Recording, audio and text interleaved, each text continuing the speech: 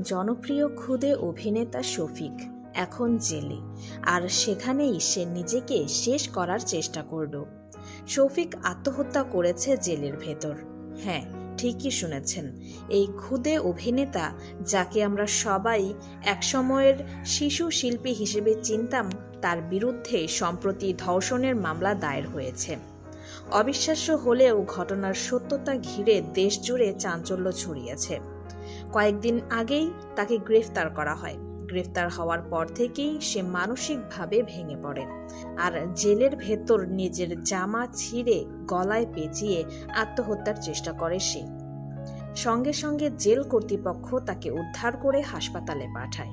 এই মুহূর্তে সে হাসপাতালে ভর্তি রয়েছে। আমরা যে শফিককে চিনতাম, সে ছিল আমাদের প্রিয় মিষ্টি স্বভাবের এক শিশু তারকা। তবে সময়ের সাথে বদলে গেছে অনেক কিছু। এখন প্রশ্ন একটাই, আসলে কি ঘটেছিল?